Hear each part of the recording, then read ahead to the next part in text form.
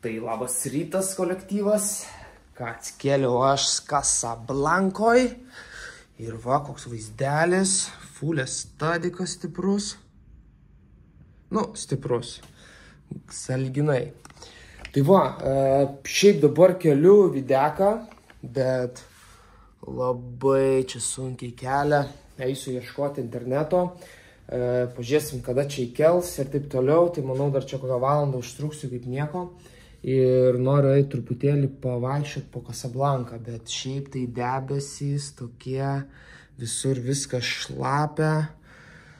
Pasižiūrėsim, kiek aš užtruksiu, nes man šiandien reikia būtinai persikelti į Ispaniją, nes rytoj 6 ryto yra skrydis. Tai reikia žiūrėti, ar čia suspėsiu ir viskas gerai.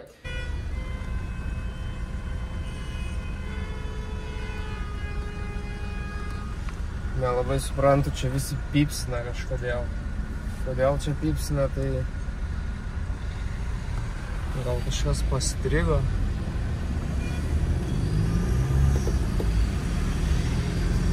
Ai, matai, turbūt neužsidega žalia. Raudona pastrigo. Nu, susiradau internetą normalesnį. Kelia videką. Rodo 2 valandas dar. Kosmosėlis. Tai, bet vis tiek faina visai kavinė.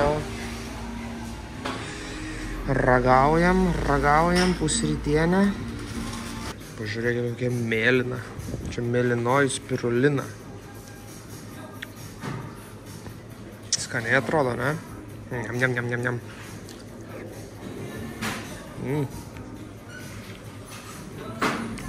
Skanu, labai skanu. Šita vieta labai garsėja savo blynais. Tipo, negalima čia neparagaut blynų. Šokolado biški. Nu, bet ragaujam, žiūrim. Turėtų būti labai skanu. Nu, čia chebrytė profesionaliai dirba. Vakar tas restoranas buvo tikrai kažkoks kitoks. Šitas irgi, aišku, čia įvertinimus žiūriu, tai vakarykštė 4,8, šitą man atrodo 4,7 vertinimas. Ir visi būtinai paragaukit blynų. Paragau? Mėgaujuosi maistu, nes po tų visų šalių, kur buvau, ypatingai Mauritanijos, tai čia toks maistas yra kažkas tokio. Truputį pasimėgausiu kelias dienas ir viskas. Grįžtam į ritmų. Būsit kad nors Casablancoj, būtinai užsukit. O aš kaip tikras Kavenskas numečiau mašiną ant šaligatvę, nes nebuvo kur pasistatyti, bet čia visur aplinkui bardakas, vairavimo kokybė tai irgi neįspūdinga. Tai pastačiau. Iš tikrųjų dar nepažiūrėjau, gal kažkas užmetė sportbatį kokį. O to čia reikės laužyti arkas. Ne, viskas tvarkoj. Tai ką, draugai, žinokit, judu aš tiesiai link Tanger Med. Liko 380 km, kas yra maždaug apie 4 valandas važiuoti. Dabar yra 1, tai 6 turiu būt, 2 valandas prieš keltą. Tai turiu tokias 5 valandėlės ramiai savo nuvažiuoti. Dar reikia pravažiuoti Rabatą, sostinę Maroko. Tai ten irgi bus reikalų. O ir šiaip čia pradeda lyt vėl. Aš su sandalais savo firminiais, nes kedai neišdžiuvo. Visi kiaurai perminkė ir kažkur čia mėtosi. Ir viskas. Šiaip man čia tie miestai patys žinot. Nieko čia aš nepamatysiu naujo. Keletą šitų šventyklų čia yra. Paplūdimys. Ką aš turiu Tenerifėje.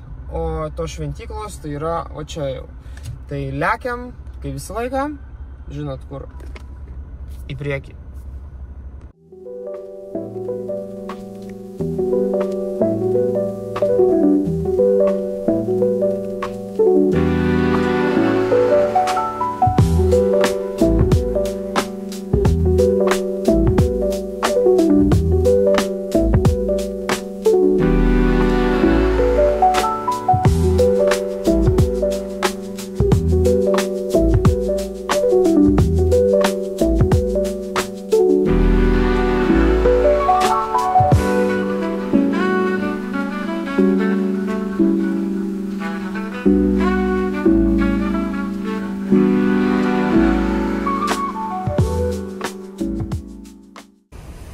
Blemba gerulis, Yamaha, YXZ.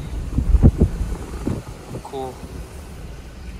Nu ką, atvažiavau į Tangermed.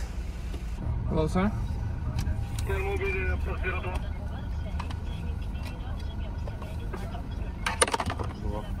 Okay, thank you.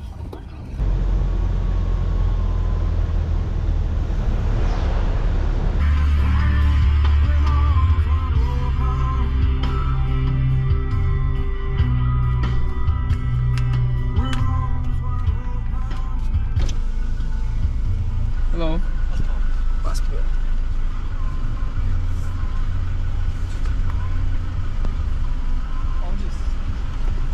Yes, sir. It's me. What are you watching there? Fish. Ah, fish.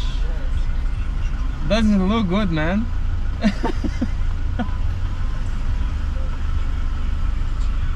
Ah, it's how to prepare the fish for cooking. Okay.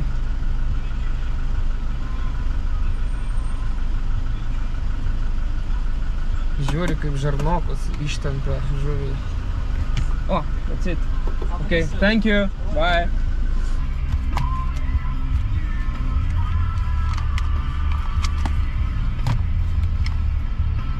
Tai ką, draugai, viskas. Atvažiavau prie kelto, stoviu eilėse, tikrina čia dabar tos automobilius ir kelionė mano atėjo beveik visai prie pabaigos. Tai persikeliu dar 200 km naktinių iki Sevilijos oro uosto, palieku tenais automobilį, sėdu į lėktuvą 6 ryto ir skrendu pas šeimyną, kurios labai pasiilgau. Iš kitos pusės toks yra kažkoks liūdesėlis, baigėsi kelionė. Nežinau, gal suprantat tą jausmą.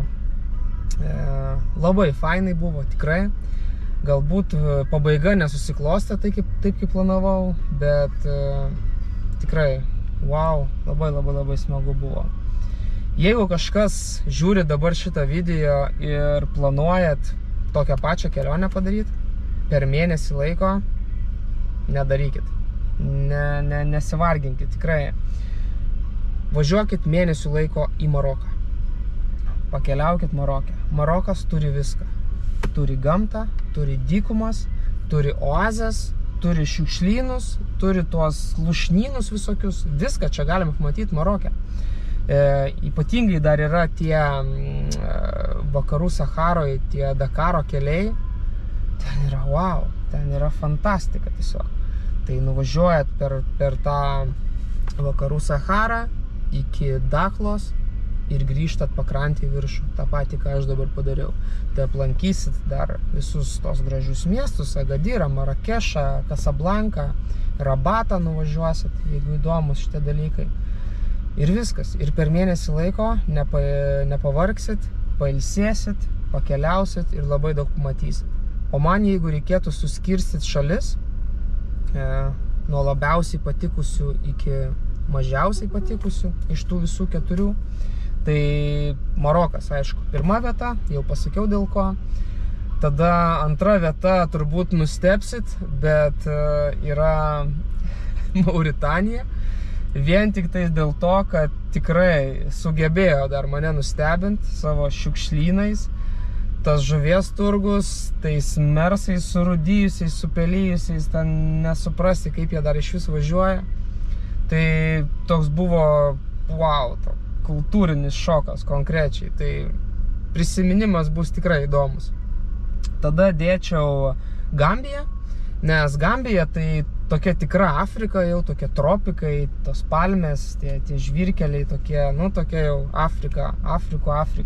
Ir žmonės, Gambijoje žmonės yra, wow. Iš tikrųjų visur žmonės ganėtinai mandagus, paslaugus, tokie nesusidūrėm su kažkuo, kad, nežinau, apart ant to varianto, kaip Maroke mums tie vaikai atidarė tą bagažinę, tą mano kuprinę bandė pavogti, daugiau nei karto nesijautėm, kad būtume nesaugus. Tai tikrai jokių problemų. čia kai kas bijo važiuoti tą Afriką, taip toliau, tai aš žinojau, kad čia saugu, aš seku daug žmonių, daug keliautojų ir panašiai, tai neturi čia niekas problemų. Aišku, užsiraut gali visur, manau, kad Lietuvoje ar ten kokioj Vokietijoje ypatingai dabar, tai ten užsirautum žymiai greičiau negu čia Afrikoje. Ir paskutinė šalis liktų Senegalas, nes Senegalas man toks apart to Zebra Bark, daugiau aš ten nieko gero neįžvelgiau tam Senegale. Dakaras, okei, užsidėjom čeką, buvom Dakare, jėga, bet nieko ten tikrai įspūdingo ir ypatingai labai sunku važiuoti yra per Senegalą. Nes autostrada yra tenais ta atkarpa viena link Dakaro, bet jeigu truputėlį važiuojat kitais keliais, ten yra tragedija. Ten susimeti 5 bėgį ir stabdaisi, tada 3 gulintys policininkai miestuke, vėl 1, 2, 3, 4, 5, pasigauni vėl jau 100, vėl stabdaisi, vėl, žodžiu, 3 gulintys policininkai arba daugiau. Aš tiek gulinčių policininkų nesu pervažiavęs per savo visą gyvenimą. Tai mes ir į priekį važiavom, į Gambiją, ir po to dar grįžom per Senegalą. Tai va čia jau buvo, aš ten taip keikiausi. Sorry, nedėjau tų video, nes žinau, kad vaikų žiūri. bet Senegalą prakeikiau tikrai dėl tų gulinčių policininkų. Rezimuojant, tai tikrai faina kelionė. Įvykdėm beveik viską, ką norėjom, apart to, kad nepardavėm Hiluxo, bet parduosiu aš į čia. Ir jeigu kažkas norit, tai dabar Hiluxas stovės Sevilijoje, galbūt kažkas norėtumėt keliauti, pilnai paruoštas automobilis, įsimetat gal šalituvą, kurio mes neturim, ir lekėt. Tai 25 štukos eurų dedat ant stalo, atvažiuoja tralas iš Sevilijos iki Lietuvos, man atrodo 1200, kažkas tokio, 1300 gal, ir automobilis Lietuvoje. Tai 2 savaitės dar bus jisai iki kovo 31. Ir jeigu neparduosiu vieto Ispanijoje ar kažkas iš jūsų nenupirksit, tai tiesiog sėsiu ir grįšiu į Tenerife su juo. Ką, viskas, kelionė atėjo į pabaigą su Creedų November Rain daina. Negalėtum sugalvoti geresnės muzikos paskutiniam vlogui. Tai ką, draugai, viskas. Ačiū jums labai. Ačiū tiem, kas palaikėt. Ačiū tiem, kas kritikos parašėt, pastebėjimų kažkokių. Tai labai malonu. Turim virš 1200 sekėjų jau, kas yra nerealu, tikrai nesitikėjau tiek. Sakiau maniškiai, kad jeigu 1000 surinktume per šitą mėnesį, tai būtų kažkas tokio. O dabar jau 1000 beveik 300, kiek ten mačiau yra.